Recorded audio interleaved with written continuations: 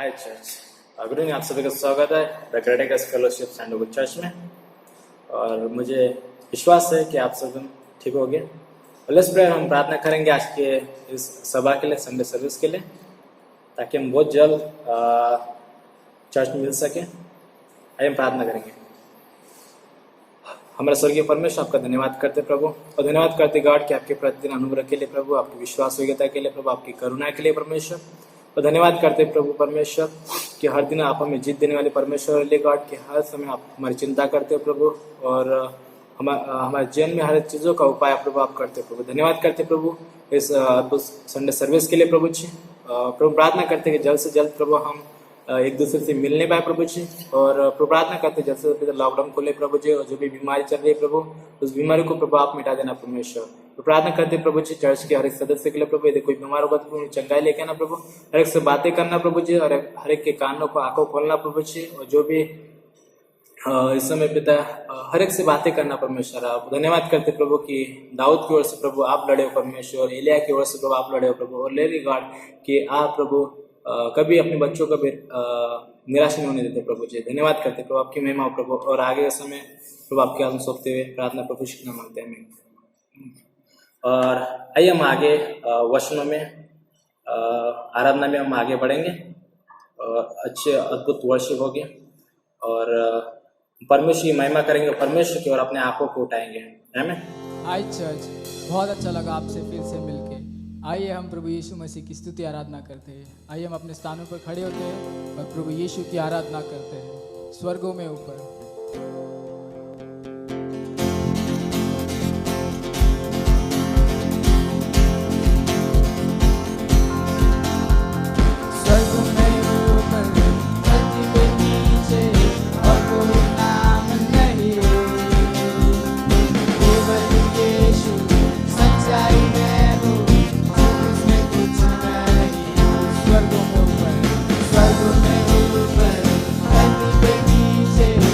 Cool.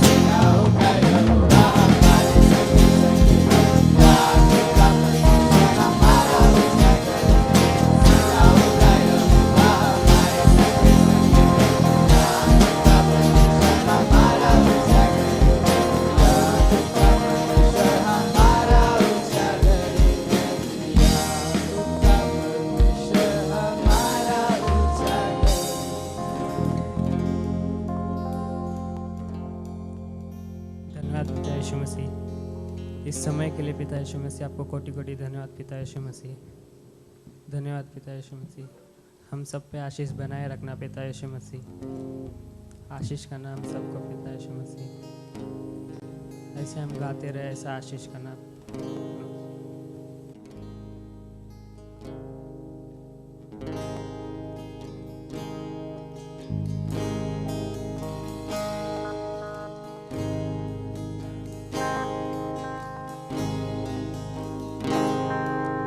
कैसे मैं तेरी महिमा गाऊं, शब्द भी कम पड़ जाए।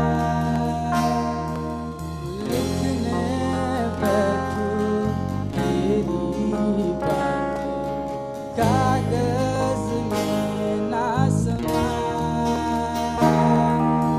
कैसे मैं तेरी महिमा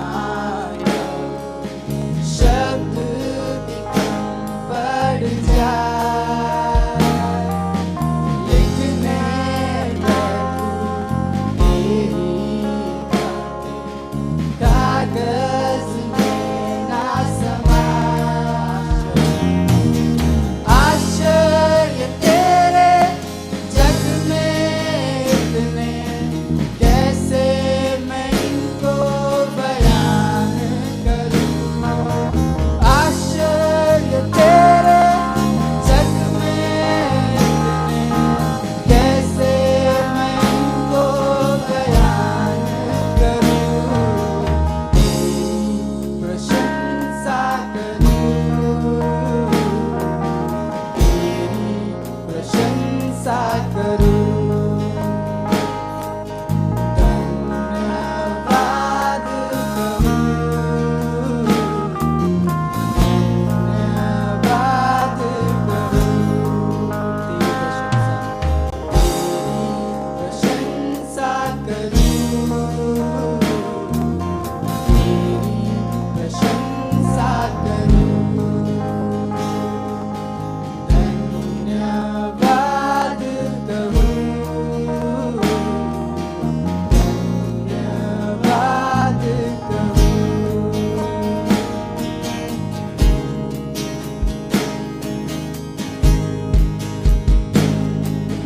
कैसे मैं तेरी तुलना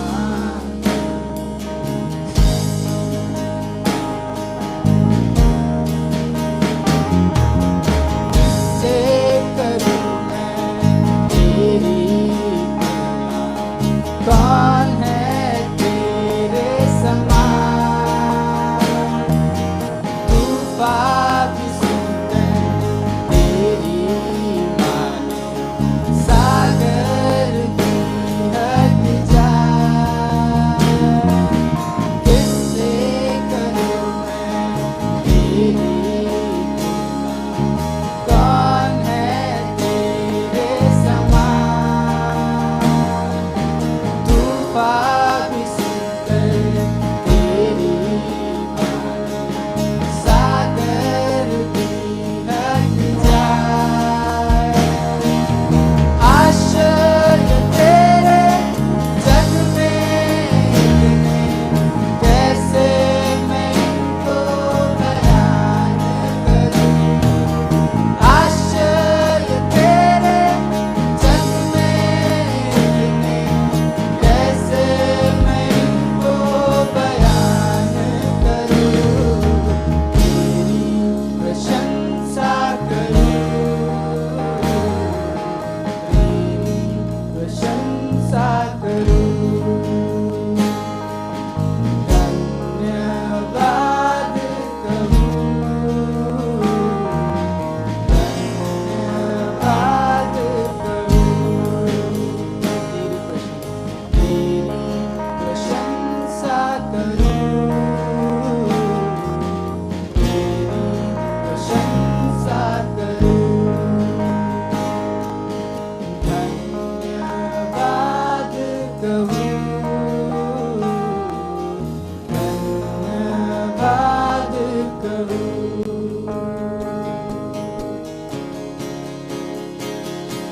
मैं लायक नहीं अर्पण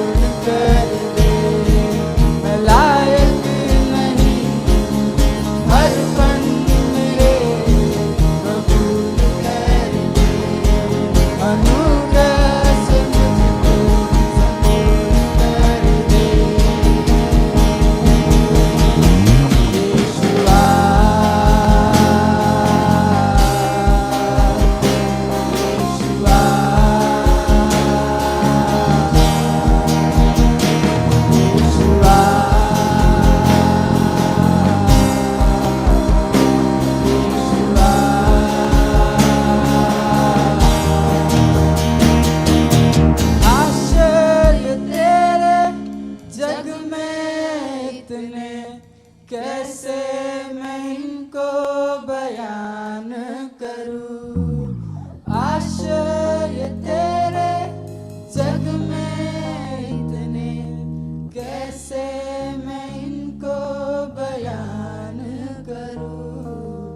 तेरी प्रशंसा करूं, तेरी प्रशंसा करूं। धन्यवाद कहूं, धन्यवाद कहूं।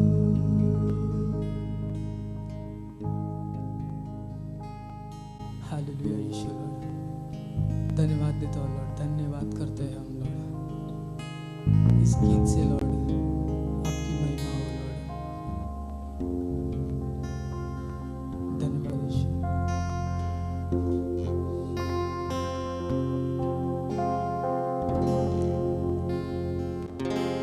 उठाते हैं तेरा नाम, तेरी स्तुति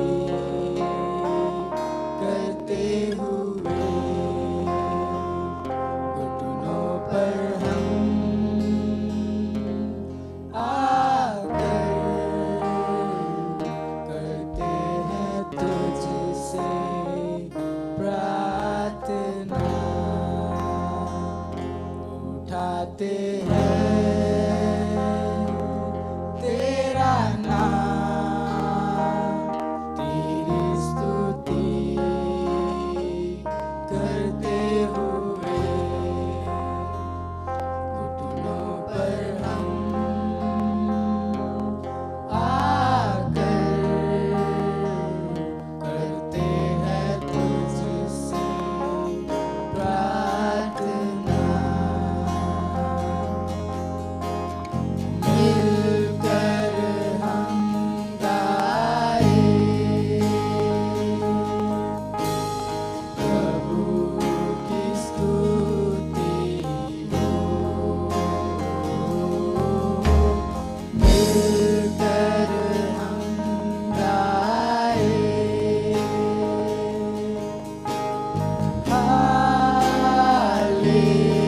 हालेलुया, हालेलुया, हालेलुया,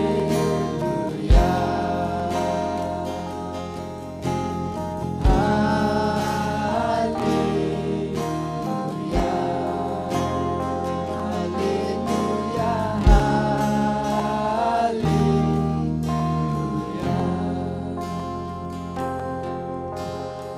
आएगा मेरा यीशु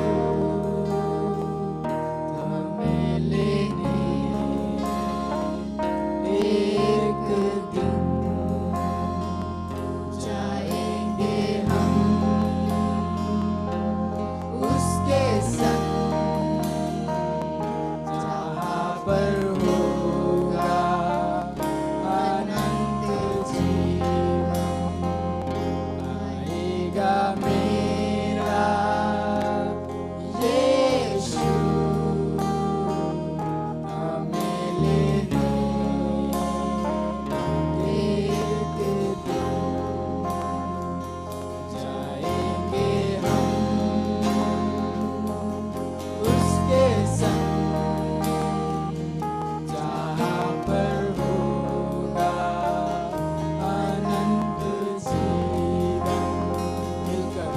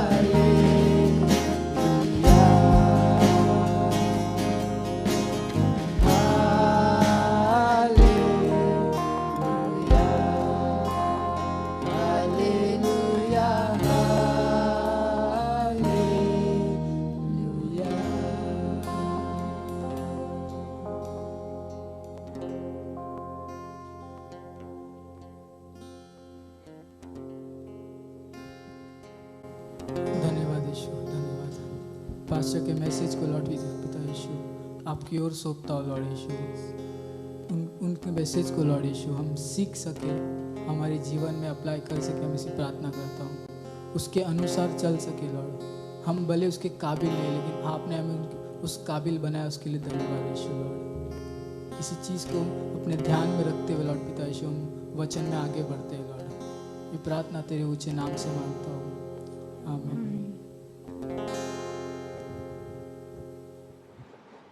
हेलो कलीसिया, उम्मीद कर रहे हैं आप अच्छे से होंगे। और आज के समय के लिए हम कुछ ही देर में भाई बाड़ू और भाई समीर से कुछ सिद्धांत के बारे में संदेश सुनेंगे। तो उसके पहले भेंट के लिए हम कहना चाहेंगे और धन्यवाद देते हैं म्यूजिक टीम के लिए भी। अद्भुत वर्शिप का समय रहा। भेंट के लिए जब हम सोचते हैं तो हमें याद हमेशा रखना है कि ये भेंट किसके लिए है। हाँ, हम बाइबल में देखे हैं कि ये भेंट प्रभु ने कहा है कि देने के लिए, ये बात सही है। मरकुस 14 के अध्याय में जब देखते हैं, एक बूढ़ी स्त्री है, 2 तांबे के सिक्के, और 2 तांबे के सिक्के उसने मंदिर की तिजोरी में डाले, और उन 2 तांबे के सिक्कों की आवाज हजारों साल बाद आज भी हमारे कान में गूंज रही है। क्यों? ये उसकी भेंट थी अपने दिल से। यीशु मसीह ने उसको देख के कहा, सब लोग अपने खजाने में और पैसे डाल रहे जो उनके खजाने से लाएंगे, बहुत है उसको सब कुछ दे दो, इसके पास कुछ भी नहीं, उसे सब दे दिया। जब हम भेंट के बारे में सोचते हैं तो याद रखना है कि कितना दे रहे हो उससे कोई महत्व नहीं है, किस हृदय से दे रहे हो वो ज्यादा जरूरी है। ठीक है, हम लॉकडाउन में मिल नहीं पाए, और लेकिन बहुत से लोगों ने अपनी मेहनत से परिश्रम करते हुए अपनी भेंट भेजी। धन्यवाद उसके। परमेश्वर जानता है इन बातों को। आप छोटी बातों में विश्वास योग्य रहे, परमेश्वर आपको बड़ी बातें देगा करने के लिए। भेंट के समय में सिर्फ आपको प्रोत्साहन देना चाहता हूँ कि जिस तरह से प्रभु ने आपको आशीष दिया है, उसी तरह से आप अपने दशांश में, भेंट में परमेश्वर को आशीष दें। जब भी आप भेंट में डालो, ये याद रखो कि देखने वाला परमेश्वर है, जांचने वाला परमेश्वर है, और आशीष देने वाला भी परमेश्वर है। प्रार्थना करता हूँ कि आपकी सारी जरूरतें पूरी हों। और वही कहानी मुझे बार बार याद आ रही जो हमारी बहन ने कुछ दिनों पहले यहाँ पे प्रार्थना सभा में कही थी कि जब लॉकडाउन हुआ तो कुछ नहीं था, लेकिन अभी उस दिन से लेके आज तक कोई भी कमी नहीं हुई, और उल्टा ज्यादा आ गया कि दूसरों को भी दे सकते हैं। ये किस लिए हुआ? क्योंकि आपका दिल साफ है और आपने परमेश्वर को पहले रखा है, इसलिए वो कभी किसी का कर्जदार नहीं बनेगा, वो लौटाता है और आपकी सोच से कहीं ज्यादा। तो धन्यवाद देने के लिए देते रहिए, और परमेश्वर के इस कलीसिया को आगे बढ़ाते रहिए अपनी प्रार्थनाओं से, अपने भेंट से, अपनी विश्वास योग्यता से, शुभ समाचारों से, प्रार्थना से और एकता से, है ना। आइए प्रार्थना करें। परमेश्वर धन्यवाद देते हैं इस समय के लिए, इस भेंट के समय को आशीषित कीजिए, यीशु मसीह के नाम से मांगते हैं, आमीन आमीन।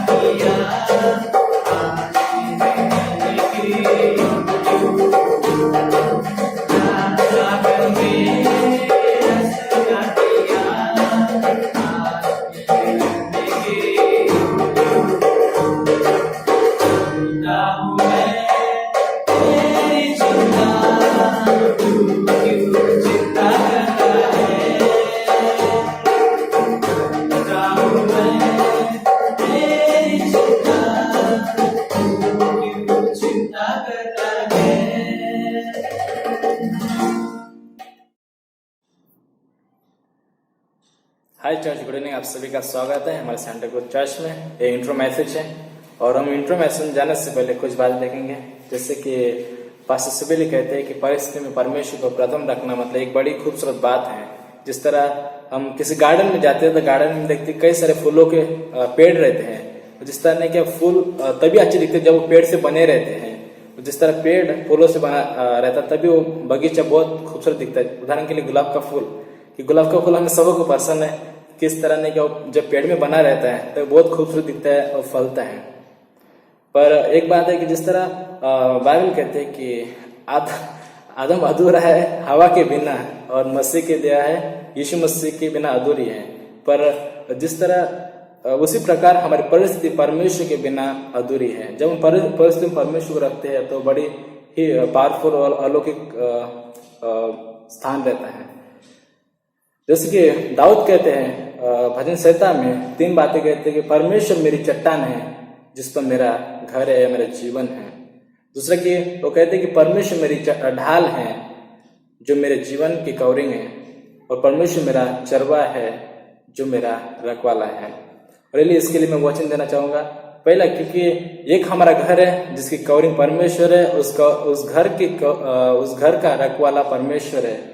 भजन संहिता 73:26 में लिखा है कि वो मेरी चट्टान है। भजन संहिता 84:11 में लिखा है कि वो परमेश्वर मेरी ढाल है। और भजन संहिता 23 में लिखा है कि यहोवा मेरा चरवा है। भजन संहिता 121 में लिखा है कि परमेश्वर मेरा रक्षक या रखवाला है, कि मैं अपने आग के पर्वतों की ओर उठाऊंगा, कि मेरी सहायता कहाँ से आएगी, यहोवा की ओर से आएगी। और यूहन्ना का 10वां अध्याय में हम पढ़ते हैं कि यीशु मसीह कहता है कि मैं अपने भेड़ों को जानता हूँ, मेरी भेड़ें मुझे जानती है और मेरा आवाज पहचानते हैं और मेरे पीछे हो लेती हैं। ले समझाएंगे, अभी वचन में जाएंगे। और मैसेज का टॉपिक इस प्रकार से है कि ईश्वर मतलब परमेश्वर के प्रति हमारी प्रतीक्षा, जो परमेश्वर की ओर प्रतीक्षा रखते हैं उनकी ओर से परमेश्वर कार्य करता है। इसके लिए यशाया 64 और 4 का बी पार्ट में लिखा है इस प्रकार, जो अपनी बाट जोड़ने वालों के लिए काम करे। पूरा वचन इसमें होता है, क्योंकि प्राचीन काल ही से तुझे छोड़ कोई और ऐसा ईश्वर न तो कभी देखा गया और न कान से उसकी चर्चा सुनी गई, जो अपने बाट जोड़ने वालों के लिए काम करे। और असम वसस कि परमेश्वर उन लोगों की ओर से कार्य करता है जो उसकी ओर धैर्यवंत हैं। उसके लिए मैं कुछ वर्ष देना चाहूंगा। इससे रिलेटेड कुछ वर्ष देना चाहूंगा। यशाया 64 और 4 और यशाया 26:3, यशाया 57:15 और यशाया 55:8 से लेकर 9 और इब्रानियों का 13वां अध्याय 5वीं पंक्ति का बी पाठ। और लेकिन यहाँ पर मैं 2 वर्सेस पढ़ना चाहूँगा। पहला कि यशाया 64:4 और यशाया 57:3 और यशाया 57:3 में इस प्रकार से लिखा है कि जो लोग तुझ में धीरज धरे हैं तो उनके पूर्ण रूप से उन्हें तो छुड़ाने के लिए विश्वास योग्य हैं। लेकिन आज के समय में जब देखते हैं कि परमेश्वर पर इंतजार करना, परमेश्वर का इंतजार करना, और एक है कि आज के समय के अनुसार जब देखते हैं कि हमें अपने जीवन में इंतजार करना बहुत ही एक तरह से कठिन लगता है, क्योंकि आज के समय के अनुसार देखा जाए तो कई सारी टेक्नोलॉजी बढ़ गई, कई सारा ज्ञान बढ़ गए, वो कई सारी बातें बढ़ गई, जिसमें आज मनुष्य एक बात खो चुका है, वो है धीरज।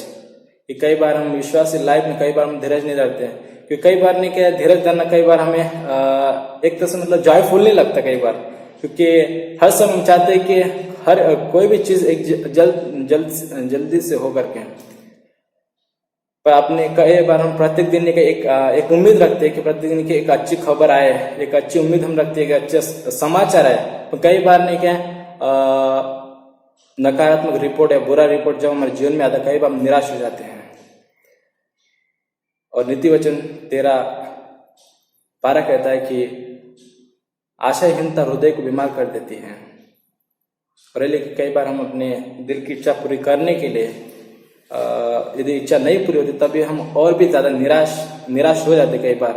पर आप जानते हो कि जब तक कि हमारी आशा और विश्वास यीशु मसीह पर केंद्रित नहीं है, तब तक हमें परमेश्वर की ओर से वो सच्ची शांति और जॉय हमें नहीं मिल सकता है।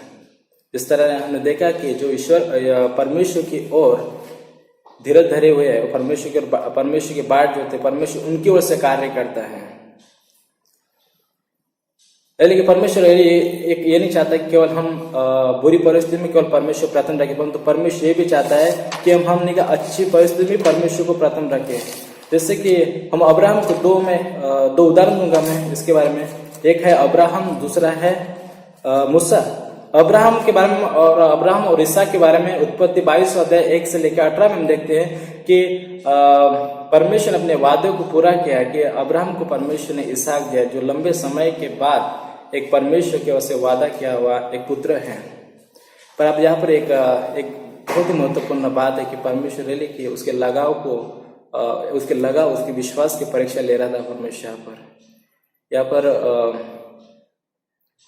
यहाँ पर जो बात है इसके बारे में कि अब्राहम को परमेश्वर ने कहा कि तू अपना पुत्र मुझे बलिदान कर। उदाहरण के लिए मैं कई बार इस विषय के बारे में सोचता हूं, एक मित्रता के बारे में बाइबल कहती है कि अब्राहम परमेश्वर का मित्र अब्राहम है। उदाहरण के लिए कि यदि आपको कोई बर्थडे में कोई अच्छा गिफ्ट देता है आपका दोस्त, और आपका दोस्त कहता है कुछ दिनों के बाद कि मुझे नहीं क्या जो मैं तुझे गिफ्ट दिया मुझे वापस कर, कहने का मतलब है कि उसका मकसद क्या था कि वो परखना चाहता है कि इस गिफ्ट से भी ज्यादा क्या तू मुझसे प्रेम करता है या मेरा मूल्य रखता है। तो ये एक परीक्षा है। और इसी प्रकार यहाँ पर एक परीक्षा हो रही है अब्राहम की। परमेश्वर पूछ रहा है उसको क्या तू एक तो से परमेश्वर यहाँ पर उसको परीक्षा ले रहा है कि क्या वो अपने पुत्र से भी ज्यादा मुझे महत्व देता है या मेरा आज्ञा का पालन करता है। तो यहाँ पर परमेश्वर कहता है कि उसको बलिदान कर मुझे। कहने का मतलब है कि बलिदान एक जो शब्द दर्शाया गया है वो एक प्राथमिकता, दूसरा एक आराधना और तीसरा कि एक प्यार को दर्शाता है कि पर यहाँ पर अब्राहम जानता था, 3 बातों को जानता था कि परमेश्वर सारी चीजों का मालिक है, वो सारी मनुष्य जातियों को बनाने वाला परमेश्वर है। दूसरा कि वो जानता था कि जो परमेश्वर के लिए सारी बातें संभव है, जो असंभव को संभव करता है। तीसरा कि जिसकी आशा उसकी ओर है उसकी आशा वो कभी टूटने नहीं देता है। और तीसरा कि वो बताता है कि यहोवा गिरे परमेश्वर के पहाड़ पर उपाय है। उत्पत्ति 22:14। दूसरा मूसा, परमेश्वर ने मूसा की परीक्षा ली। मूसा कहता है कि यदि परमेश्वर तू आगे न जाए तो मैं भी आगे नहीं जाऊंगा। जैसे स्कूल का दिन कि मम्मी हमें बस स्कूल में छोड़ने जाती थी कि हमें लेके जाते थे स्कूल में, और यदि मम्मी कई बार कहते थे कि अभी मैं किसी को भेजूंगी तो वो ऐसे मतलब कंफर्ट और जॉय और वो नहीं क्या निडरता नहीं दिखाई देती हमें जब हमारे साथ कोई और भेजता था। पर जब हम फादर और मम्मी के साथ जाते थे स्कूल में तो ये हमारे लिए एक बड़ा एक प्रोत्साहन का कारण था। जिस तरह यहाँ पर हमारे जीवन में हो सकता है कि ये जो सफर है, जो 40 साल का जो सफर था मूसा का, यहाँ पर हो सकता है कि हमारा एक व्यक्ति का जीवन, family life, relative, friend, job और कलीसिया हो सकती है, यदि बिना परमेश्वर का हम इसमें नहीं बढ़ सकते। जिस तरह मूसा कहता है परमेश्वर को प्राथमिक स्थान देता है वो। दूसरा मैं बोलना चाहूंगा इस चीज के बारे में कि हम कई बार हम अपने जीवन में धीरज धरना पड़ता है कई सारी चीजों के लिए अपने जीवन में। उदाहरण के लिए किसी परिस्थिति निकलने के लिए और किसी बीमारी से छुटकारा पाने के लिए, या कई बार हमें जीवन साथी के लिए हमें इंतजार करना पड़ता है, कई बार हमें अच्छी जॉब के लिए इंतजार करना पड़ता परमेश्वर की ओर। पहले कि जब हम परमेश्वर, बाइबल में बताते हैं कि कई बार जब परमेश्वर विश्वास करते हैं, यदि हम अपने जीवन में परमेश्वर के प्रति प्यार और समय के उपहार को ग्रहण करने के लिए उस पर विश्वास करते हैं। 3 बातें हैं परमेश्वर के कार्य करने की। पहला कि उसकी सोच और ज्ञान एक रहस्य जिसे हम नहीं समझ सकते। दूसरा कि उसके मार्ग और उसके गहराई। और तीसरा कि उसका टाइम और फल एक रहस्य है परमेश्वर की ओर से। क्या हम अपनी आंखें परमेश्वर की ओर लगाए हुए, क्या हम उसकी ओर से आशीष पाने के लिए तैयार हैं? उदाहरण यशायाह 14:27 से लेकर 31 तक यहाँ पर बताया गया। क्या आपको कभी ऐसा लगता है कि आपकी स्थिति यहोवा से छुपी है? कई बार हमें जीवन में लग सकता है कि अरे मेरी स्थिति परमेश्वर छुपी है। कोई भी स्थिति परमेश्वर छुपी नहीं। जैसे कि भजन संहिता 139 में लिखा है कि परमेश्वर मैं तेरी आत्मा से भाग के कहाँ जाऊं। दूसरा कि जब आप प्रतीक्षा करते हैं तो परमेश्वर आपके लिए क्या करता है? क्या हम इस बात पर भरोसा रख सकते हैं कि परमेश्वर कि मेरी ओर से लड़ेगा? जब परमेश्वर हमारे जीवन में कार्य करता है, हमें केवल आगे की ओर देखना है और परमेश्वर उस खुशी के साथ, उस जॉय के साथ हमारी ओर से लड़ता है। और परमेश्वर हमें नहीं क्या उस बातों को विजय दिलाने के लिए सर्वश्रेष्ठ है। तीसरा कि परमेश्वर जानता है कि आपके लिए विलंब कितना कठिन है। सही है। और डी कि अगर हम प्रतीक्षा करने के लिए खुद को प्रतिबंध करते हैं तो परमेश्वर आपसे क्या वादा करता है? कि वो हमसे वादा करता है कि वो हमें कभी छोड़ेगा नहीं, कभी त्यागेगा नहीं। क्या हम कई बार जीवन में जब परिस्थितियां बढ़ जाती है तो कई बार वो जीवन परिस्थिति का वातावरण कई बार हमें नहीं क्या एक तरह से निराशा में कई बार हमें निराश कर देता है। वो कई बार एक संदेह लेके आता है, क्या परमेश्वर मुझे भूल गया है, या क्या परमेश्वर मेरी चिंता करता है? और 2 तीमुथियुस 2 अध्याय उसकी 13वीं पंक्ति बहुत ही फेमस पंक्ति है, जहाँ पर लिखा है कि कई बार हम उसकी ओर अविश्वासी हो जाते हैं। पर 3 बातें मैंने यहाँ पर लिखी है जहाँ पर पौल बताते हैं। पहला कि अपरिवर्तनीय स्वभाव है परमेश्वर का, दूसरा कि अपरिवर्तनीय वादा है उसका, और तीसरा कि अपरिवर्तनीय विश्वास योग्यता है। बाइबल क्या कहती है? क्या मनुष्य परमेश्वर को भूल सकता है? यह भूल सकता है, पर परमेश्वर कभी मनुष्य को भूलता नहीं है। कई बार मनुष्य परमेश्वर के दोष लगाता है जब उसके जीवन में परिस्थितियां आ जाती हैं। आप जानते हैं कि परमेश्वर हर समय काम पर लगा है और परमेश्वर हर समय हमें डेवलप करता है, बढ़ाता है परमेश्वर। लास्ट में कुछ चीजें मैं बताना चाहता कि धीरज रखना परमेश्वर की योजना सही समय पर पूरा होने के लिए। धीरज रखना हमें परमेश्वर की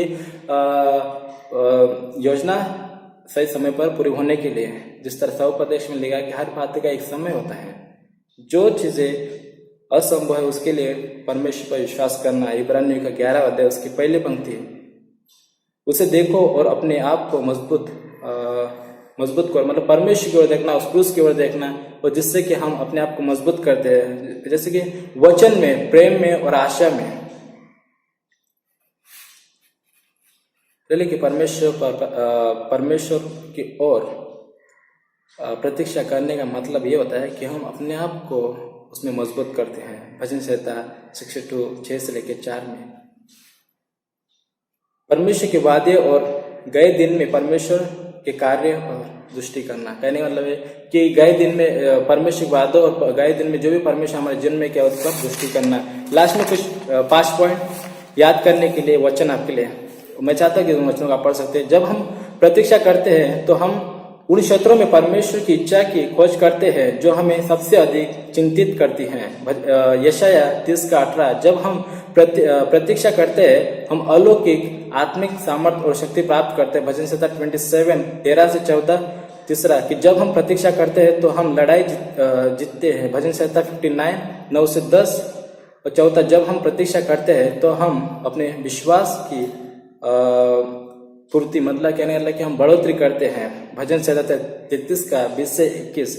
पांचवा, जब हम प्रतीक्षा करते हैं हम परमेश्वर को अपनी ओर से काम करते देखते हैं। भजन संहिता 40:1-3। बरेली के महत्वपूर्ण है हमें परमेश्वर की ओर धीरे धरना, जिस तरह भजन संहिता 57 कहता है तीसरा वचन कि जब हम परमेश्वर की ओर धीरे धरते हैं और नम्र बनते हैं, और कई बार हो सकती है कि परिस्थिति कई बार हमें तोड़ देती है, पर परमेश्वर हमें जीत देता है और परमेश्वर हमारे ओर से लड़ता है। हमें आइए प्रार्थना करेंगे। स्वर्गीय परमेश्वर, आपका धन्यवाद देते प्रभु, आपके अद्भुत वादों के लिए प्रभु, आपकी प्रभु एक अनंत सोच प्रभु हमारे में बनाए रखना प्रभु जी, और हर परिस्थिति परमेश्वर हमें सात्वना देना प्रभु जी। हर परिस्थिति प्रभु हमें आपके वचन में मजबूत करना, आपके वादों में प्रभु, ताकि हम हर परिस्थिति में प्रभु आपको ऊंचा उठाए प्रभु और आपकी ओर दृष्टि करे प्रभु। धन्यवाद करते प्रभु, धन्यवाद साथ प्रार्थना प्रभु श्री नाम मांगते हैं हमें। हाय चर्च, सभी को जय मसीह की सभी का स्वागत है इस संडे शाम की इस सभा में। मुझे आशा है कि हम सब ने आराधना के द्वारा, वर्शिप के द्वारा आनंद किया होगा। तो लेट्स आइए इस वचन के इस समय को शुरू करते हैं। जो मेरा विषय है, जिस विषय में आप लोगों को आज की शाम में संदेश बांटना चाहता हूँ या संदेश सुनाना चाहता हूँ, परमेश्वर की संपूर्णता में बढ़ना, परमेश्वर की संपूर्णता में बढ़ना। इसके लिए हम लोग 2 पंक्ति पढ़ेंगे। इफिसियों की किताब उसका पहला अध्याय और उसकी 23वीं पंक्ति, यूहन्ना की किताब उसका पहला अध्याय और उसकी 16वीं पंक्ति। तो लेट्स आइए वचन को पढ़ने से पहले प्रार्थना करते हैं, फिर हम लोग संदेश को शुरू करेंगे। धन्यवाद देते पिता परमेश्वर, धन्यवाद देते प्रभु इस समय के लिए पिता परमेश्वर, इस वचन के लिए पिता परमेश्वर। हम प्रार्थना करते प्रभु, वचन के द्वारा हम सबसे बातें कीजिए पिता परमेश्वर, हमारे मनों को छूइए प्रभु। इन वचन के द्वारा प्रभु हम अपने आप को तैयार कर सके पिता परमेश्वर आपके आने के लिए प्रभु। ऐसे हमारी प्रार्थना है पिता परमेश्वर। हमारा विश्वास है प्रभु कि आप जल्दी आ रहे हो पिता परमेश्वर। प्रभु प्रार्थना करते इस समय को आपके हाथों में सौंपते, इस शाम को आपके हाथों में सौंपते पिता परमेश्वर। ये शाम आपके नाम से अद्भुत रहे प्रभु, ऐसे हमारी प्रार्थना है पिता परमेश्वर। यीशु मसीह के नाम से मांगते हैं, आमेन। तो जो विषय जैसे कि आप लोगों ने सुना है कि परमेश्वर की परिपूर्णता में बढ़ना। इफिसियों का किताब उसका पहला अध्याय उसकी 23वीं पंक्ति में इस तरीके से लिखा है, मैं पढ़ता हूं। यह उसकी देह है और उसकी परिपूर्णता है जो सब में सब कुछ पूर्ण करती है। यूहन्ना की किताब उसका पहला अध्याय उसकी 16वीं पंक्ति में इस तरीके से लिखा है। यूहन्ना की किताब उसका पहला अध्याय उसकी 16वीं पंक्ति में, क्योंकि उसी की परिपूर्णता से हम सब ने पाया, अर्थात अनुग्रह पे अनुग्रह। परमेश्वर की परिपूर्णता से हम सब ने अनुग्रह पर अनुग्रह पाया है। ले शुरू करने से पहले मैं इन दोनों शब्दों को समझाना चाहता हूं कि इसको हम परमेश्वर की परिपूर्णता भी कह सकते हैं या इसे हम परमेश्वर की संपूर्णता भी कह सकते हैं। दोनों मिलता जुलता है, परमेश्वर की परिपूर्णता या परमेश्वर की संपूर्णता भी हम इसको कह सकते हैं। तो आज की शाम हम लोग देखेंगे कि परमेश्वर की परिपूर्णता में बढ़ना ना, परमेश्वर की परिपूर्णता क्या है या परमेश्वर की संपूर्णता क्या है। तो लेकिन हम लोग कंफ्यूज ना होते हुए हम लोग इसको परमेश्वर की संपूर्णता क्या है इसी पे हम लोग रखेंगे। परमेश्वर की संपूर्णता क्या है उसके विषय में हम देखते हैं कि परमेश्वर अपने आप में संपूर्ण है। परमेश्वर अपने आप में संपूर्ण है। परमेश्वर को किसी चीज की, किसी बात की जरूरत नहीं संपूर्ण होने के लिए, क्योंकि परमेश्वर अपने आप में ही संपूर्ण है। जिसके हम लोग कहते हैं कि परमेश्वर सर्वसामर्थी है। परमेश्वर को किसी की भी सामर्थ्य की जरूरत नहीं। परमेश्वर सब कुछ कर सकता है। ऐसी कोई बात नहीं जो परमेश्वर के लिए असंभव हो। परमेश्वर के लिए हर एक बात संभव है। तो हम लोग देखते हैं कि परमेश्वर सर्वसामर्थ्य, इसलिए हम लोग कहते हैं कि परमेश्वर सर्वसामर्थ्य। परमेश्वर से ज्यादा सामर्थ्य और किसी में भी नहीं, क्योंकि परमेश्वर के तुलने और कोई नहीं। तो मैं आप लोगों को बता रहा हूं कि परमेश्वर की परिपूर्णता, और परमेश्वर को बोलता है कि परमेश्वर अपने आप में ही परिपूर्ण है। उसको किसी की भी जरूरत नहीं, किसी बात की भी जरूरत नहीं।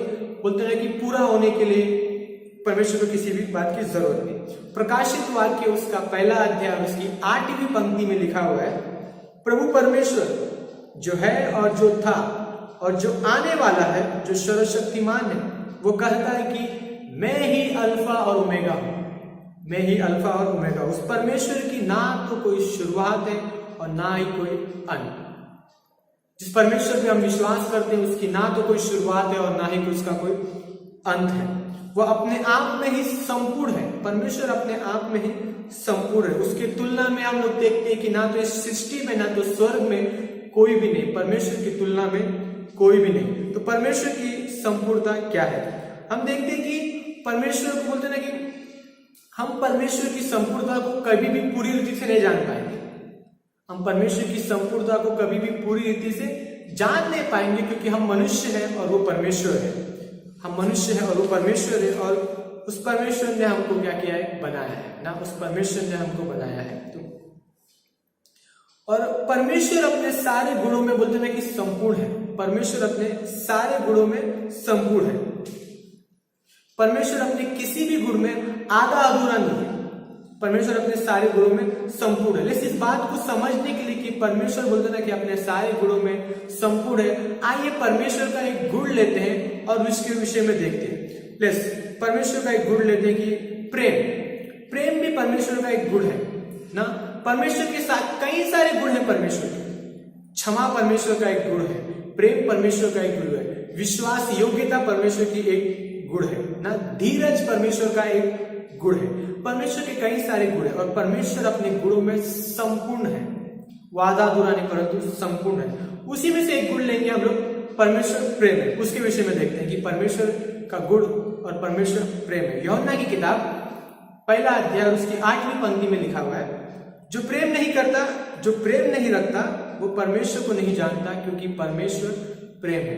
तो हम लोग देखते हैं कि परमेश्वर प्रेम है। यूहन्ना की किताब उसका 4था अध्याय उसकी 9वीं पंक्ति में लिखा है, 9वीं पंक्ति में लिखा है, परमेश्वर ने अपने प्रेम इस रीति से प्रकट किया कि अपने एक लौते पुत्र को जगत में भेजा, जिसके द्वारा हम जीवन पा सके। तो हम जानते हैं कि परमेश्वर ने अपना प्रेम प्रभु यीशु मसीह के द्वारा प्रकट किया ताकि हम जीवन पा सके ना, ताकि हम जीवन पा सके। और हम देखते हैं कि परमेश्वर का प्रेम, जो परमेश्वर का गुण है, परमेश्वर का प्रेम कभी बदलेगा नहीं। मनुष्य के लिए परमेश्वर का प्रेम कभी बदलेगा नहीं। परमेश्वर का प्रेम अचूक है। कई बार हम कुछ चीजों में चूक जाते हैं, परंतु परमेश्वर का प्रेम अचूक है। परमेश्वर का प्रेम कभी समाप्त नहीं होता ना। परमेश्वर का प्रेम कभी समाप्त नहीं होता। परमेश्वर हमारे जीवन के अंत तक हमसे प्रेम करेगा और हमसे वैसा ही प्रेम करेगा। तो यूहन्ना की किताब उसका यूहन्ना की किताब में जाने से पहले परमेश्वर का प्रेम कभी बदलता नहीं। पहला कुरिन्थियों उसका 13वां अध्याय, जो हम सब जानते हैं कि पहले कुरिन्थियों 13वें अध्याय में प्रेम के विषय में कई सारी बातें लिखी, परंतु पहला कुरिन्थियों उसका 13वां अध्याय और उसकी पहली पंक्ति से लेकर 13वीं पंक्ति में हम लोग देखते हैं कि परमेश्वर के प्रेम के बारे में 16 बातें वहां पे लिखी गई। पहला कुरिन्थियों उसका 13वां अध्याय और उसकी पहली पंक्ति से लेकर 13वीं पंक्ति में 16 ऐसे अलग अलग बातें लिखी गई है परमेश्वर के प्रेम के विषय में, जो कि हम लोग जानते हैं। उसमें से हम लोग कुछ देखते हैं कि परमेश्वर का प्रेम धीरजवंत है ना। परमेश्वर का प्रेम धीरजवंत है। परमेश्वर का प्रेम कभी टलता नहीं। मनुष्य के लिए परमेश्वर का प्रेम कभी भी टलेगा नहीं। और हम लोग देखते हैं कि आज तक परमेश्वर ने उन सारे लोगों के लिए धीरज धरा हुआ है, क्योंकि परमेश्वर उन सबसे प्रेम करते हैं ना। आज संसार में कई सारे लोग हैं, उन कई सारे लोगों के लिए परमेश्वर ने धीरज धरा हुआ है, क्योंकि परमेश्वर उन सबसे प्रेम करते हैं। क्योंकि परमेश्वर चाहता है कि हर कोई बचाया जाए, हर किसी को मन फिराव का अवसर मिल सके। तो प्रेम परमेश्वर का एक गुण है और परमेश्वर का प्रेम कभी बदलेगा नहीं ना। परमेश्वर का प्रेम कभी बदलेगा नहीं। यूहन्ना की किताब उसका 4था अध्याय और उसकी 10वीं पंक्ति में हम लोग देखते हैं कि परमेश्वर ने हमसे सबसे पहले प्रेम किया ना। परमेश्वर ने हमसे सबसे पहले प्रेम किया। क्यों? क्योंकि हम लोग देखते हैं कि संसार में लोग जब एक दूसरे को प्रेम करते हैं तो वो उनकी कोई किसी की खूबसूरती को देखकर उसको प्रेम करता है, कोई किसी की धन को देखकर, या उसके बोलते ना कि उसके पैसे को देखकर, या बोलते ना कि अलग अलग चीजों को देखकर लोग एक दूसरे से प्रेम करते हैं। उनके प्रेम में एक शर्त है, उनके प्रेम में बोलते ना कि एक नियम है ना। उनके प्रेम के संबंध के बीच में कुछ चीजें हैं और उस बोलते ना कि चीज के आधार पर, उस बात के आधार पर एक दूसरे को प्रेम करते हैं। और जब वो चीजें घटने लगती है या चले जाती है तो उनका प्रेम भी एक तरीके से टूट जाता है, उनका प्रेम भी एक तरीके से बोलते ना कि चले जाता है। कोई एक दूसरे को खूबसूरती देखकर एक दूसरे को प्रेम करते हैं, जब उसकी खूबसूरती चले जाती है तो उसका प्रेम भी घटने लगता है। परंतु हम लोग देखते हैं कि परमेश्वर का प्रेम वैसा नहीं है। परमेश्वर का प्रेम कभी भी ना बदलने वाला प्रेम है। संसार में लोग एक दूसरे को शर्त के आधार पर प्रेम करते हैं, परंतु परमेश्वर हमें बिना शर्त का प्रेम करता है ना। परमेश्वर हमें बिना शर्त का प्रेम करता है। पाप के बाद मनुष्य जब इस संसार में गिरकर टूट गया, जब मनुष्य इस संसार में गिरकर इस संसार की बोलते ना कि उन तमाम अलग अलग वस्तुओं में बोलते ना कि उलझ गया, तो हम लोग देखते कि मनुष्य में ऐसी एक भी बात नहीं बची जिसके द्वारा परमेश्वर हमसे प्रेम कर सके। पाप के बाद मनुष्य इतनी बुराइयों में चले गया कि मनुष्य में एक ऐसी बात नहीं बची जिसके द्वारा परमेश्वर हमसे प्रेम कर सके। हम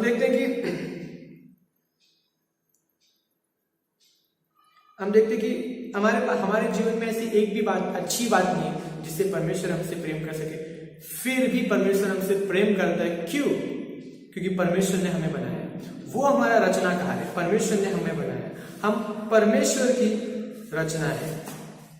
हम परमेश्वर की रचना है। परमेश्वर ने हमें क्या किया है? बनाया है। और हम लोग देखते हैं कि बनाने वाला जानता है, बनाने वाला इस बात को जानता है कि जब चीजें टूटती है तो उसको कैसे और कहां से उसको जोड़ना है जिसके द्वारा वो फिर से वैसे का वैसा दिख सके। ये बनाने वाला जानता है, जिसने बनाया है, कि जब चीजें टूटती है तो उसको कैसे जोड़ना है, उसको कैसे बनाना है और उसको कैसे फिर से दोबारा ठीक करना है। और हम देखते हैं कि परमेश्वर ने हमको बनाया है। कितनी अद्भुत बात है। आप लोग क्या इस विषय में सोच रहे हैं इस समय? मैं चाहता हूं कि आप लोग इस विषय में सोचे इस समय कि हम परमेश्वर की रचना है। परमेश्वर ने हमें बनाया है। हमारे घरों में कई सारी चीजें हैं, जब वो बिगड़ती है टूटती है तो हम अलग अलग लोगों के पास लेके जाते हैं, जानते हैं आप सब। परंतु अपने विषय में, हमारे विषय में, अपने विषय में सोच के देखिए कि हम परमेश्वर की रचना है। परमेश्वर ने हमें बनाया है, तो हमें उस परमेश्वर के पास जाने की जरूरत है अपने जीवन से जुड़ी हुई हर एक परिस्थिति में। डॉक्टर स्टीवन ने एक स्टेटमेंट कहा था कि परमेश्वर का प्रेम बदलाव की मांग नहीं करता, परंतु परमेश्वर का प्रेम बदलाव लेके आता है ना। परमेश्वर का प्रेम बदलाव की मांग नहीं करता, परंतु परमेश्वर का प्रेम बदलाव लेकर आता है। क्योंकि परमेश्वर के प्रेम में बदलाव की सामर्थ्य है। परमेश्वर के प्रेम में बदलाव की सामर्थ्य है। इस कारण से उसने संसार, हम लोग देखते हैं कि क्योंकि परमेश्वर के प्रेम में बदलाव की सामर्थ्य है, इसीलिए परमेश्वर ने इस संसार में उस टूटी हुई चीज को, उस बिखरी हुई चीज को उठा लिया ताकि वो अपने प्रेम के सामर्थ्य से उसको फिर से बना सके। और बनाने वाला जानता है कि टूटी हुई चीज को कैसे और कहां से जोड़ना है जिससे वो फिर से वैसे देख सके। और परमेश्वर बोलते ना कि परमेश्वर के प्रेम में बदलाव की सामर्थ्य, इसीलिए परमेश्वर ने इस संसार से उस टूटी हुई और उस बिखरी हुई चीज को उठा लिया जिसको वो अपने प्रेम के द्वारा बदलना चाहता है। अगर हम लोग देखते हैं कि अगर परमेश्वर के प्रेम में बदलाव की सामर्थ्य नहीं होती, अगर परमेश्वर के प्रेम में बदलाव की सामर्थ्य नहीं होती, तो परमेश्वर अपने आप के लिए दूसरा आदम बना लेता। परमेश्वर अपने आप के लिए दूसरा आदम बना लेता। परंतु हम लोग देखते हैं कि परमेश्वर ने ऐसा नहीं किया ना। परमेश्वर ने ऐसा नहीं किया, परंतु परमेश्वर के प्रेम में वो बदलाव की सामर्थ्य है। इसीलिए परमेश्वर ने दूसरा आदम नहीं बनाया, परंतु परमेश्वर उस पहले आदम के साथ ही है और परमेश्वर उस पहले आदम के साथ ही चलता है। क्यों? क्योंकि परमेश्वर चाहता है कि वो उस पहले आदम को आखिरी आदम की तरह बनाए। और हम जानते हैं कि हमारे लिए आखिरी आदम कौन है? हमारे लिए आखिरी आदम प्रभु यीशु मसीह है। और परमेश्वर हमें प्रभु यीशु मसीह की तरह बनाना चाहता है ना। परमेश्वर हमें प्रभु यीशु मसीह की तरह बनाना चाहता है और परमेश्वर के प्रेम में बदलाव है। इसीलिए परमेश्वर उस पहले आदम के साथ है ताकि उसको प्रभु यीशु मसीह की तरह बना सके। और हम दिन ब दिन प्रभु यीशु मसीह की तरह प्रभु यीशु में बढ़ते जा रहे हैं, बनते जा रहे हैं। यूहन्ना की किताब उसका 15वां अध्याय उसकी 4थी पंक्ति आप लोग देख सकते हैं, परमेश्वर की संपूर्णता में बढ़ना। रोमियो की किताब उसका 8वां अध्याय और उसके 35वीं पंक्ति में हम लोग देखते हैं कि कौन हमको परमेश्वर के प्रेम से अलग करेगा। तो हम लोग देखें कि परमेश्वर का प्रेम कभी बदलेगा नहीं। परमेश्वर का प्रेम धीरजवंत है। रोमियो के 8वें अध्याय उसकी 35वीं पंक्ति में लिखा है कि परमेश्वर के प्रेम से हमें कोई अलग नहीं कर सकता। परमेश्वर के प्रेम से हमें कोई अलग नहीं कर सकता। रोमियो की किताब 8वें अध्याय में 19 ऐसी बातें लिखी गई है जो हमको परमेश्वर के प्रेम से अलग नहीं कर सकती। ना मृत्यु, ना स्वर्गदूत, ना अकाल, ना जोखिम। 19 ऐसी बातें लिखी गई है जो हमको परमेश्वर के प्रेम से अलग नहीं कर सकती। और ये प्रेम परमेश्वर का गुण है ना, ये प्रेम परमेश्वर का गुण है। क्यों परमेश्वर हमें अपनी संपूर्णता में बढ़ाना चाहता है?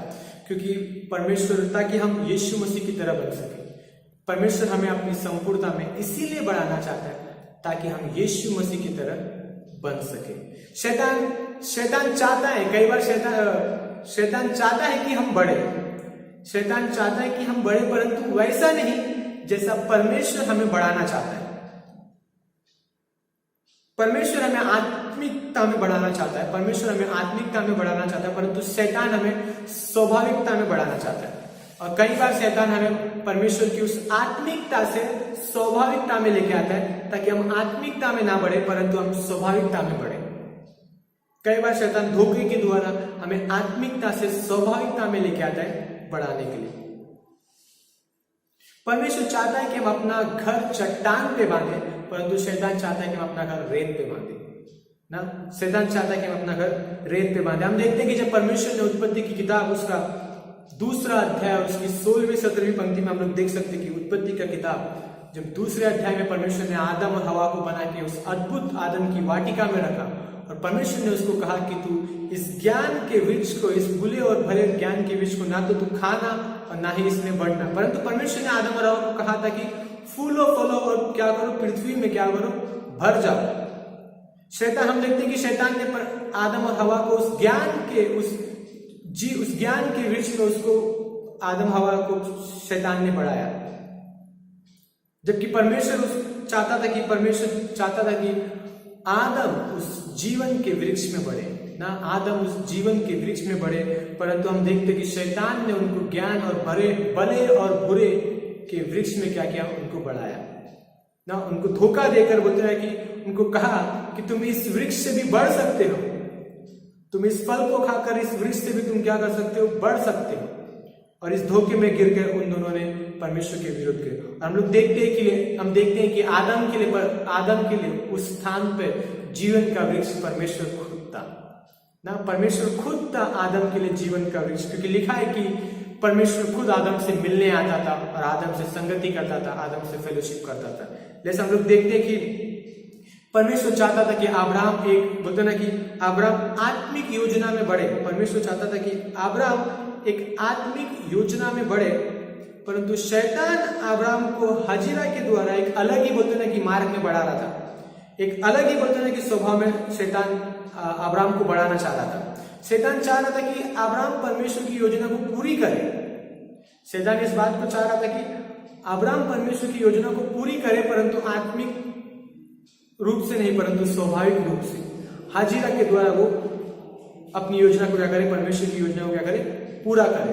तो शैतान अब्राहम को कह रहा था कि तुम परमेश्वर की योजना को क्या करो, पूरा करो, जबकि परमेश्वर ने अब्राहम को कहा था कि मैंने तुझे ये योजना दी है, मैंने तुझे ये वादा दिया है और उस वादे को मैं पूरा करूंगा। उत्पत्ति के 15वें अध्याय में देखते कि परमेश्वर ने कुछ शपथ खाई थी कि जो वादा मैंने तुझे दिया है, उत्पत्ति के 12वें अध्याय में, उसको मैं क्या करूंगा, पूरा करूंगा। उत्पत्ति के 12वें अध्याय उसकी 13वीं पंक्ति में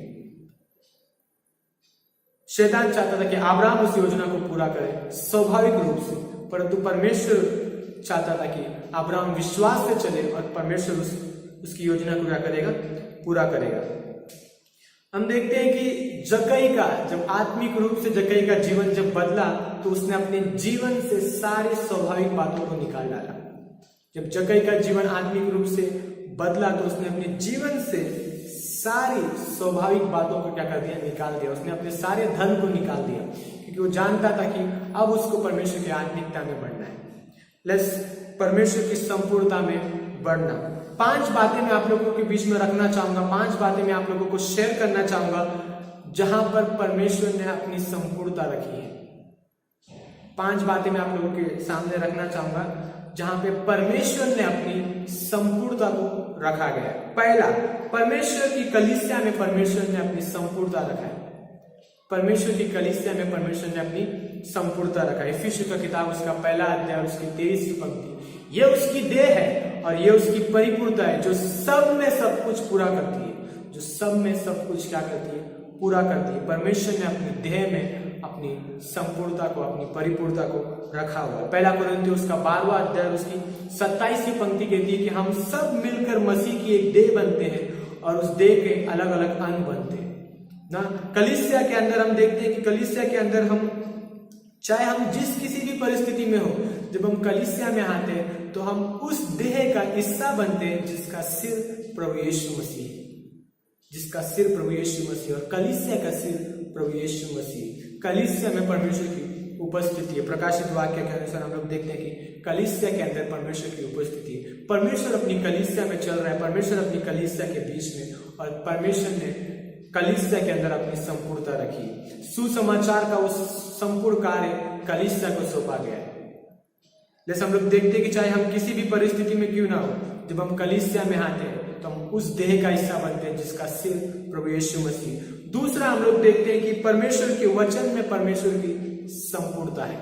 परमेश्वर के वचन में परमेश्वर की संपूर्णता है। यशाया की किताब उसका 55 अध्याय और उसकी 11वीं पंक्ति में लिखा हुआ है कि परमेश्वर का हर एक वचन पूरा होगा और वो कभी अधूरा नहीं जाएगा। परमेश्वर का कहा हुआ हर एक वचन पूरा होगा और वो कभी अधूरा नहीं जाएगा ना। कभी परमेश्वर का वचन कभी अधूरा लौट करने जाएगा। मत्ती की किताब उसका 24वां अध्याय उसकी 35वीं पंक्ति में लिखा हुआ है कि परमेश्वर का वचन कभी टलेगा नहीं, परमेश्वर का कहा हुआ वचन कभी टलेगा नहीं, या परमेश्वर का वचन कभी लौट के नहीं जाएगा। क्यों? क्योंकि परमेश्वर का वो वचन उसके सिंहासन से कहा हुआ वचन है। परमेश्वर ने अपने सिंहासन से, ये बाइबल जो हमारे हाथों में है, ये परमेश्वर का जीवित वचन है और ये सारे शब्द परमेश्वर ने अपने सिंहासन से कहे हुए हैं और परमेश्वर के सिंहासन से कहा हुआ हर एक शब्द पूरा होता है। यशाया की किताब उसका 45 उसका 23वीं पंक्ति में हम लोग देखते हैं कि परमेश्वर अपने कहे हुए को पूरा करता है। परमेश्वर अपने कहे हुए को पूरा करता है। तो परमेश्वर की वचन में उसकी संपूर्णता है। तीसरा हम लोग देखते हैं कि प्रार्थना में परमेश्वर की संपूर्णता है। प्रार्थना में परमेश्वर की संपूर्णता है। प्रार्थना हमें परमेश्वर की योजना और परमेश्वर की इच्छा के पास लेके आता है, करीब लेके आता है। प्रार्थना हमें परमेश्वर की योजना और इच्छा के करीब लेके आता है। पेट्रो के काम उसका 13वां अध्याय उसकी 2 से लेके 3 में हम लोग देखते हैं कि जब सारी कलीसिया उपवास से प्रार्थना कर रही थी तो आत्मा ने उनको कहा कि मेरे लिए पौलुस और बरनबास को उस कार्य के लिए अलग करो जिसके लिए मैंने उन्हें बुलाया है, जिसके लिए मैंने उन्हें बुलाया। और हम लोग देखते हैं कि आत्मा के द्वारा, प्रार्थना के द्वारा उन्होंने परमेश्वर की इच्छा को जाना। प्रार्थना हमारे जीवन में परमेश्वर की संपूर्णता को लेके आती है। प्रार्थना हमारे जीवन में परमेश्वर की संपूर्णता को लेके आती है। पहला शामुएल उसका 1 अध्याय और उसकी 2 अध्याय में हम लोग देखते हैं कि हन्ना प्रार्थना करती है और परमेश्वर हन्ना जो कि बांझ है उसको एक पुत्र देता है ना। परमेश्वर हन्ना को एक पुत्र देता है। तो हम लोग देखते हैं कि प्रार्थना में परमेश्वर की संपूर्णता है। चौथा, तो पहला हम लोग ने देखा कि कलीसिया में परमेश्वर की संपूर्णता है, परमेश्वर के वचन में परमेश्वर की संपूर्णता है, प्रार्थना में परमेश्वर की संपूर्णता है। जब हम लोग प्रार्थना करते हैं तो परमेश्वर की संपूर्णता उस प्रार्थना में हमारी क्या करती है, मदद करती है। चौथा हम लोग देखते हैं कि आज्ञा पालन में परमेश्वर की संपूर्णता है।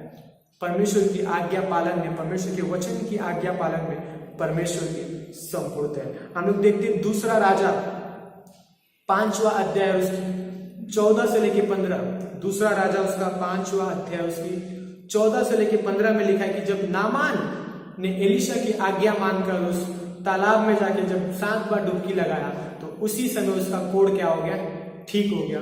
उसी समय उसका कोढ़ क्या हो गया, चंगा हो गया। हम लोग देखते हैं कि नामान एक समय में परमेश्वर की, एलिशा की आज्ञा नहीं मान रहा था, परंतु जिस क्षण उसने एलिशा की आज्ञाओं को माना उसी क्षण उसका कोढ़ क्या हुआ, ठीक हो गया। तो परमेश्वर की आज्ञा में परमेश्वर की क्या है, संपूर्णता है ना। हम लोग देखते हैं दानियल के वो 3 दोस्त जब उनको उस आग की भट्टी में डाला जा रहा था, उस समय तक वो परमेश्वर की आज्ञाकारिता रहे ना, वो परमेश्वर की आज्ञा मानते रहे उस समय तक। और हम लोग देखते हैं कि वो आग की भट्टी जो 7 गुना ज्यादा बढ़ाई गई थी, उनका एक भी बाल जला ना सका ना, उस भट्टी में उनका एक भी बाल जला ना सका। जब परमेश्वर की आज्ञा में परमेश्वर की परिपूर्णता है ना। परमेश्वर की आज्ञा मानना अपने जीवन में कभी भी रुकिएगा मत परमेश्वर की आज्ञा मानने के लिए, क्योंकि परमेश्वर की आज्ञा में परमेश्वर की परिपूर्णता है। नीति वचन उसका आज्ञा पालन हमें परमेश्वर और उसकी योजना के करीब लेके जाता है। परमेश्वर की आज्ञा पालन हमें परमेश्वर की योजना और उसके परमेश्वर के करीब लेके जाता है। नीति वचन उसका 6वां अध्याय और उसकी 23वीं पंक्ति, नीति वचन 6 के 23 में लिखा हुआ है कि आज्ञा दीपक है और परमेश्वर की आज्ञा मानने के लिए कभी रुकिएगा मत। आज्ञा बोलते ना कि आज्ञा दीपक है ना। परमेश्वर की आज्ञा मानना हमारे मार्ग के लिए क्या करेगा? दीपक का काम करेगा, हमारे मार्ग के लिए रोशनी का काम करेगा। परमेश्वर की आज्ञा को मानना, परमेश्वर की आज्ञाओं को मानना अपने जीवन में कभी रुकिएगा मत। पांचवा लास्ट हम लोग देखते हैं कि इस एक के द्वारा बोलते हैं ना कि इन चारों बातों को बोलते हैं कि हम अपने जीवन में देख सकते हैं। जो पांचवा जो आखिरी है वो है क्रूस में परमेश्वर की संपूर्णता है। उस क्रूस में परमेश्वर की संपूर्णता है।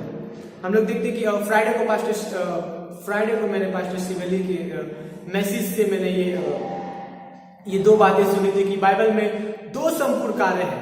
बाइबल में परमेश्वर के 2 संपूर्ण कार्य हैं। एक, परमेश्वर ने पाप का उस क्रूस पे पूरी तरीके से बोलते ना कि प्रभाव को नाश कर दिया। दूसरा, परमेश्वर ने हमारे साथ अनंत के लिए अपनी प्रेम की वाचा को बांधा है।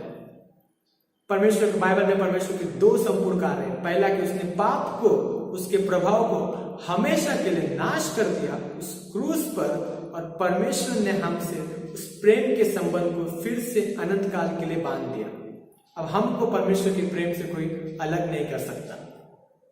जैसे हम लोग देखते हैं कि अंत में हम लोग देखते हैं कि इफिसियों का किताब उसका 3रा अध्याय और उसकी 20वीं पंक्ति में लिखा है। अंत में बंद करने से पहले इफिसियों का किताब उसका 3रा अध्याय और उसकी 20वीं पंक्ति में लिखा हुआ है कि अब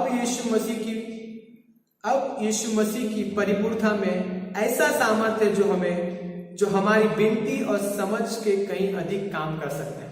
अब प्रभु यीशु मसीह की परिपूर्णता में ऐसा सामर्थ्य है जो हमारी विनती और समझ के कई गुना ज्यादा बोलते हैं कि कार्य कर सकता है। तो आइए परमेश्वर की इस संपूर्णता में अपने आप को बनाए रखें ना। परमेश्वर की संपूर्णता में अपने आप को बनाए रखें। हम अपने आप से कुछ नहीं कर सकते, हमारे अंदर कुछ गुण नहीं, परंतु परमेश्वर हमसे प्रेम करता है। तो इन्हीं 5 बातों के द्वारा आप लोगों को उत्साहित करते हुए, पहला, परमेश्वर की कलीसिया में परमेश्वर की संपूर्णता है ना। दूसरा, परमेश्वर के वचन में परमेश्वर की संपूर्णता है। तीसरा, प्रार्थना में परमेश्वर की संपूर्णता है। परमेश्वर की संपूर्णता का मतलब क्या है? अगर मैं प्रार्थना कर रहा हूं तो परमेश्वर की उपस्थिति वहां है। अगर मैं कलीसिया में जा रहा हूं तो परमेश्वर की उपस्थिति वहां है। अगर मैं वचन पढ़ रहा हूं तो परमेश्वर की उपस्थिति वहां है। अगर मैं परमेश्वर की आज्ञा मान रहा हूं तो परमेश्वर मेरे साथ है। अगर मैं परमेश्वर की आज्ञा मान रहा हूं तो परमेश्वर मेरे साथ है ना। यह है परमेश्वर की परिपूर्णता का मतलब, कि परमेश्वर हमारे साथ है।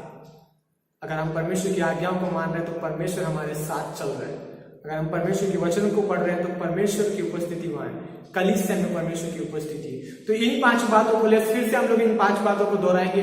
कलीसिया में परमेश्वर की उपस्थिति है, कलीसिया में परमेश्वर की परिपूर्णता है, वचन में परमेश्वर की परिपूर्णता है, प्रार्थना में परमेश्वर की परिपूर्णता है, आज्ञा पालन में परमेश्वर की परिपूर्णता है, और उस क्रूस में जिसमें प्रभु यीशु मसीह ने हमारे लिए अपनी जान दी, उस क्रूस में क्या है? हमारी परिपूर्णता है ना। उस क्रूस में क्या है? हमारी परिपूर्णता है। तो इन्हीं 5 बातों से आप लोगों को आज के शाम में उत्साहित करते हुए कि इन बातों में बने रहिए। आइए हम इन बातों में अपने आप को बनाए रहे, जिससे परमेश्वर की परिपूर्णता हम में क्या बने रहे, जिससे हम यीशु मसीह की तरह बन सके ना। हम यीशु मसीह की तरह बन सके। परमेश्वर चाहता है कि इन परिपूर्णता में हम अपने आप को बनाए रखें, जिससे हम यीशु मसीह की तरह बन सके। आइए प्रार्थना करते, धन्यवाद देते पिता परमेश्वर इस समय के लिए, धन्यवाद देते परमेश्वर इस परिपूर्णता के लिए, धन्यवाद देते पिता परमेश्वर कि आपने पाप को परमेश्वर पूरी तरीके से उसके प्रभाव को नष्ट किया है पिता परमेश्वर। धन्यवाद देते प्रभु कि अब पाप का कोई प्रभाव नहीं, अब पाप का कोई प्रभाव नहीं, कोई मृत्यु का कोई डर नहीं पिता परमेश्वर, न्याय का कोई डर नहीं पिता परमेश्वर। धन्यवाद देते प्रभु कि अब सिर्फ आपके प्रेम, आपके अनुग्रह के हाथ है पिता परमेश्वर।